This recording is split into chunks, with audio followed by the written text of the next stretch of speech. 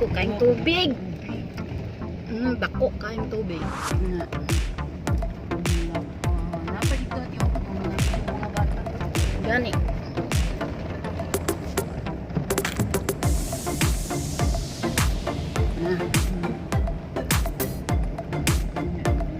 So kaayong ulan diri sa amo.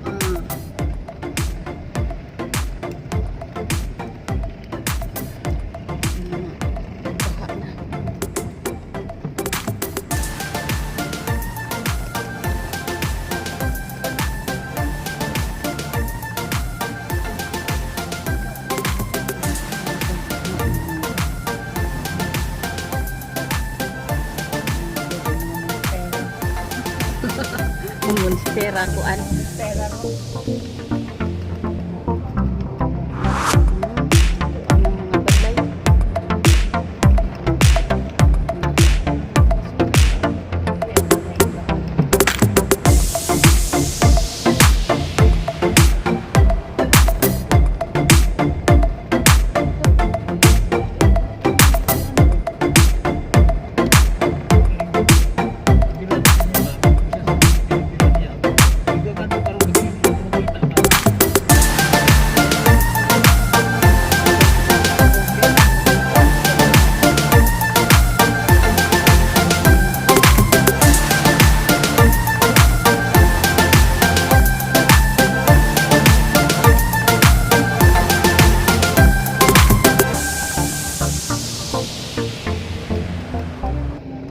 Hello guys, kumusta? Dahil baha dito sa amin ngayon, tsaka medyo malakas yung ulan, kaya gawa na lang tayo ulit guys ng project, okay? Indoor project, kasi wala tayong magawa talaga sa garden pa ngayon. Okay guys, so ang ituturo ko sa inyo ngayon, itong paggawa ng COCO pole. Yan guys, okay? So mabilis lang ito guys gawin, basta lang, 5 materials lang ang gagamitin natin. Okay, so yan guys, yan na lang muna ang pagkakaabalahan natin ngayon kasi wala nga malakas yung ulan. Ayan, so gawa na lang tayo ng mga project. Yan guys. Okay guys, so hali kayo, samahan nyo ako guys.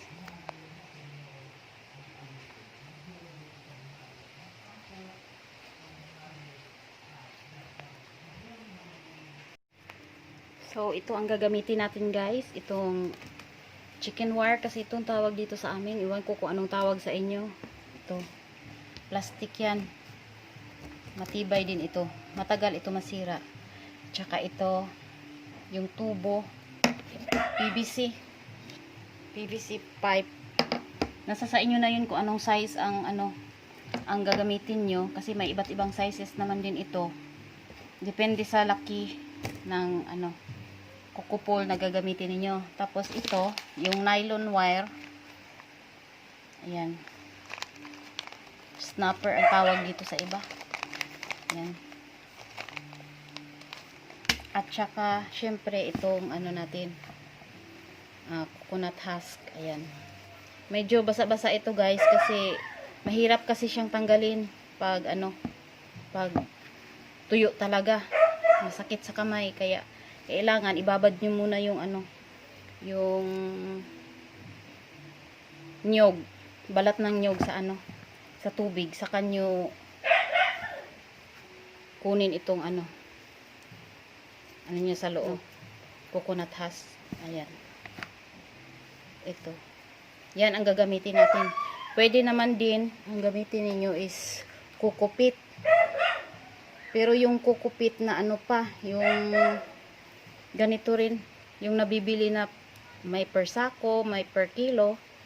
Ayan, depende kung anong available sa inyo guys. Ayan, so yan guys ang gagawin natin.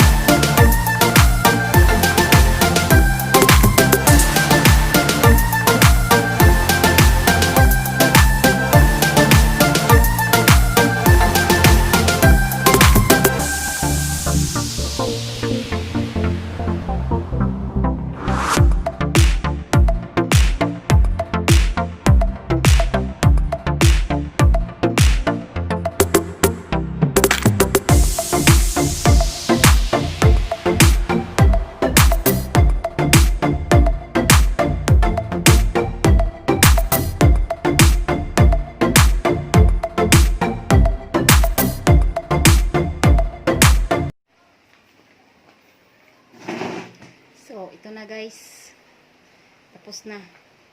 Mabilis lang. Yan.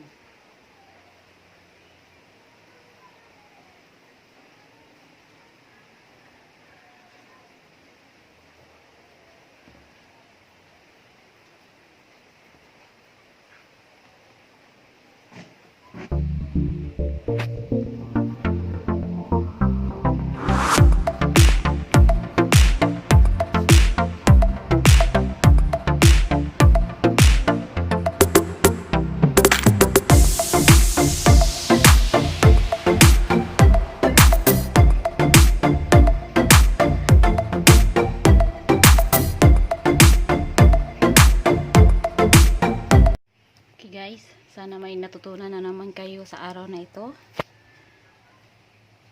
Thank you for watching. Don't forget to subscribe, like, comment, and share para updated kayo sa ganap. Daghang salamat. God bless.